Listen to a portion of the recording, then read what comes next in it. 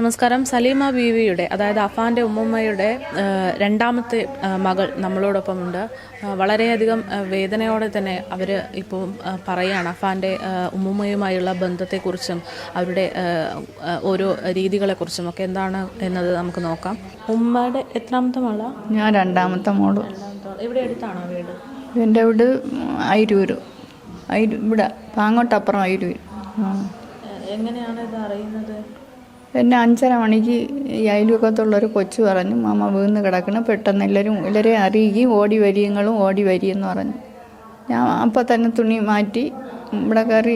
അവിടെ എൻ്റെ വീട്ടിനടയിൽ ഏലായി നക്കര റോഡിൽ കയറാം, 7,000 ഒരു വ്യത്യാസം. അപ്പോൾ തന്നെ ഒരു വണ്ടി ഒന്നേ അതിൽ കയറി അങ്ങോട്ടിറങ്ങി ആട്ടോയിൽ ഇവിടെ വരുമ്പം ഇവിടെ പോലീസ് ആൾക്കാരെയാണ് ഞാൻ കാണുന്നത്. എൻ്റെ അമ്മ വീഴും എപ്പോഴും ഒരു ബാത്റൂമിൽ പോകണം. അപ്പോൾ അവർക്ക് ചൂടുവെള്ളം വേണം. അടുക്കള വലിയ ഇതൊന്നുമില്ല അവിടെ, ഇതിൽ അടുക്കള കെട്ടിയിട്ടില്ല. അപ്പോൾ അവർ വെള്ളം വാക്കാൻ ഇറങ്ങി വീണതായിരിക്കും എന്നുള്ള ഒരു കണക്കൂട്ടലാണ്. എനിക്ക് പെട്ടെന്ന് വിളിച്ചിട്ട് വിളി കേൾക്കണില്ല എന്നല്ലേ പറയണം. ഇവിടെ വന്ന് ഞാൻ വണ്ടിയിൽ നിന്ന് ഇറങ്ങുമ്പം പോലീസും ആൾക്കാരെയാണ് ഞാൻ കാണണത്. ഞാൻ അന്തം വിട്ടു. പിന്നെ എനിക്കൊന്നും പറയാനറിയില്ല. അങ്ങോട്ട് ഇറങ്ങി ചെന്നപ്പോൾ ഉമ്മയെ കാണിച്ചതുമില്ല. എല്ലാം കഴിഞ്ഞ് കൊണ്ടുവന്ന് ഈ 3 മണിക്ക് 4:30 മണിയായ ആംബുലൻസിലൂടെ കൊണ്ടുവരണതാണ് ഞാൻ കാണുന്നത്. പിന്നെ കാണാറുണ്ടോ?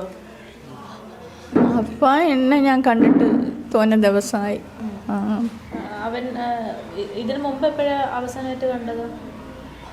അവസാനമായിട്ട് ഞാൻ കണ്ടത് 2 മാസത്തിന് മുമ്പ് ഡിസംബർ 8-ാം തീയതി എൻ്റെ 4ാമത്തെ സഹോദരൻ്റെ വീട്ടിലൊരു മോൻ്റെ മോളെ ഒരു കല്യാണം ഉണ്ടായിരുന്നു. അവിടെ വെച്ചാണ് ഞാൻ കാണുന്നത്. ചേട്ടനും അനിയനുമായിട്ട് കല്യാണത്തിന് തലേ ദിവസവും വന്ന് പിറ്റേന്ന് ഓഡിറ്റോറിയത്തിലും വന്ന്. അന്നാണ് പിന്നെ ഞാൻ കണ്ടിട്ടില്ല.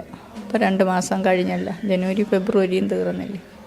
ഉമ്മ എന്തെങ്കിലും പറയാറുണ്ടോ അഫാനെ കുറിച്ചിട്ട്? അഫാൻ ആയിട്ട് എങ്ങനെയായിരുന്നു ഉമ്മയുടെ ഒരു ബന്ധം? ഏതെൻ്റെ ഉമ്മേരെ?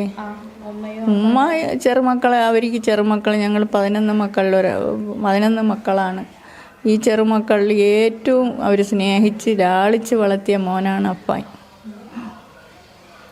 പണത്താലെങ്കിലും ആളാലെങ്കിലും വന്നാൽ അവർക്ക് വീട്ടിൽ കഴിക്കത്തക്ക ആഹാരം ഇല്ലെങ്കിൽ ഒരു പൈസ കൊടുത്ത് കടയിൽ പോയി വേടിപ്പിച്ച് ഇവിടെ കൊണ്ടുവന്ന് അവൻ കഴിപ്പിച്ച് വിടും. അങ്ങനെ സ്നേഹിച്ച അമ്മൂമ്മയാണ് അഫാൻ. ഇപ്പം അഫാൻ പറയുന്ന കാര്യങ്ങളൊക്കെ കേട്ടിട്ടുണ്ടാവുമല്ലോ, ഇങ്ങനെ ഒരുപാട് പ്രണയബന്ധത്തിലുള്ള. അതൊക്കെ ഈ സംഭവം കഴിഞ്ഞതിന് ശേഷം ഈ ചാനലിൽ ഈ മൊബൈൽ വഴി ഞങ്ങൾ കേൾക്കണതേ ഉള്ളൂ. നമുക്കതിനെപ്പറ്റി അറിഞ്ഞൂടാ. ഇങ്ങനെ സാമ്പത്തിക ബുദ്ധിമുട്ടുണ്ടായിരുന്നു. സാമ്പത്തിക ബുദ്ധിമുട്ട് അവർ കൊറോണ സമയത്ത് അവർ തള്ളയും 2 മക്കളുമായിട്ട് വാപ്പ നിന്ന് ഗൾഫിൽ പോയായിരുന്നു. 6 മാസം നിന്ന്. അവിടെ നിന്ന് അവർ തിരിച്ച് വന്ന് 6 മാസം കഴിഞ്ഞപ്പോഴത്തേക്ക് ചെറുതായിട്ട് ഉമ്മാരെ കിട്ട വരുമ്പം അപ്പാൻ പറയും, വാപ്പായ വരാത്ത എന്താടാന്ന് ഉമ്മ ചോദിക്കുമ്പോൾ പറയും, വാപ്പാക്ക് ഇച്ചിരി കടമുണ്ട്, പാങ്ങോട്ടുമ്മ എന്നാണ് വിളിക്കുന്നത്.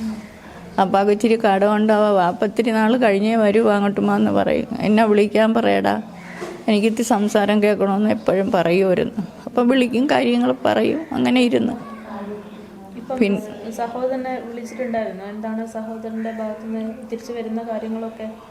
വൈപ്പാക്കാമോ കച്ചവട ബിസിനസ്സായിരുന്നു. അവനിപ്പോൾ കടം കയറി അക്കാമയുടെ സമയം കഴിഞ്ഞ് അക്കാമ ഇല്ലാതെ നിൽക്കുകയാണ്. പെട്ടെന്ന് നാട്ടിൽ വരാൻ പറ്റൂല. അപ്പോൾ ഇന്നലെ ഒരു സഹോദരൻ വന്ന് രാത്രി 12 മണിക്ക് അവനോടൊപ്പം എത്തിയേനെ. അപ്പോൾ അവനിപ്പോൾ അക്കാമയുടെ ഇല്ലാത്തതുകൊണ്ട് ഇപ്പോൾ വരണില്ല. അക്കാമയൊക്കെ ശരിയായ ഉടനെ വരുമെന്ന് പറയണം.